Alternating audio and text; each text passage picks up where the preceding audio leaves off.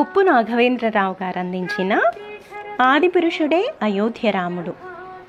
తేజం, క్షమ, ధైర్యం, శుచి, స్నేహం, ఆత్మగౌరవం 6 దేవగుణాలు. కపటం, మూర్ఖం, దురహంకారం, క్రోధం, కాఠిన్యం, అజ్ఞానం దానవ గుణాలు.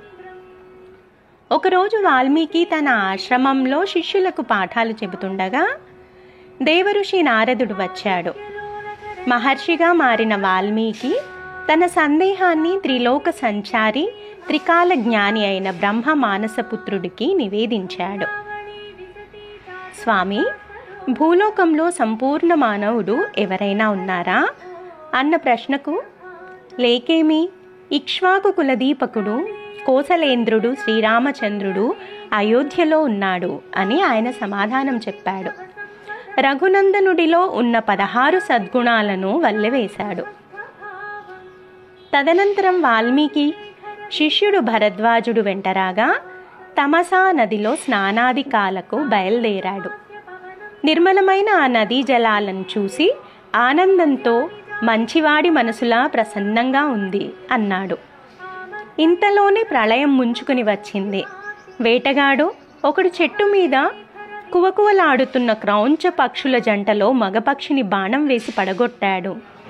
అది విలవిలలాడుతుండగా ఆడపక్షి వలవలమంటూ గాయపడ్డ పక్షి చుట్టూ తిరుగుతోంది. ఆ దృశ్యం చూసిన ఋషి హృదయం శోకమయమయ్యింది.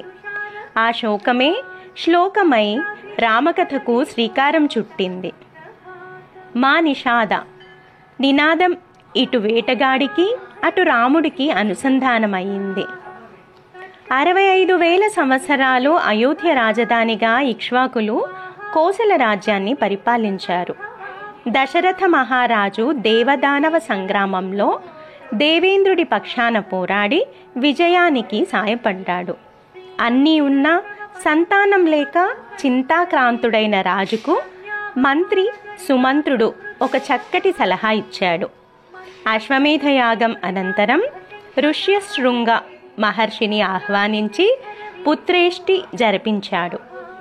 యజ్ఞపురుషుడు ప్రసాదించిన పాయసం ఓ సగం కౌసల్యాదేవికి, మరో సగంలో సగాన్ని 2 భాగాలు చేసి సుమిత్ర, కైకేయిలకు, మిగిలింది మళ్ళీ సుమిత్రకే ఇచ్చాడు. 3 భార్యలు గర్భవతులయ్యారు. పట్టపురానికి కౌసల్యాసు ప్రజ రాముడు, సుమిత్రకు లక్ష్మణ శత్రుఘ్నులు, కైకకు భరతుడు జన్మించారు. అంతకు ముందే దేవతలు రావణాది రాక్షస బాధలు పడలేక మొరపెట్టుకోవడంతో ఆదిపురుషుడు అయోధ్య రాముడై అవతరించాడు. ధర్మం మానుష రూపేణ, దైవం మానుష రూపేణ అన్న వాక్యాలు 2 కార్యరూపం పొందాయి. విశ్వాన్ని ధరించేది ధర్మం. ఆ ధర్మాన్ని రక్షించడానికి దైవమే దిగివచ్చింది. ధర్మ సంస్థాపనార్థం రాముడు దుష్ట శిక్షణ, శిష్ట రక్షణ చేపట్టాడు. 14 సంవత్సరాల అరణ్యవాసంలో కూడా దుండగులను శిక్షించి దండకారణ్యాన్ని శాంతివనంగా మార్చాడు. 11,000 సంవత్సరాలు రామరాజ్యాన్ని ఆదర్శప్రాయంగా పాలించాడు.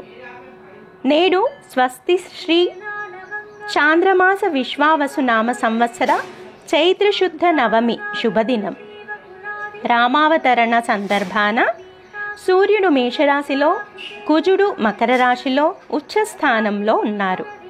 గురుడు చంద్రుడితో కలిసి ఉండగా పునర్వసు నక్షత్రంలో రాముడు పుట్టాడు.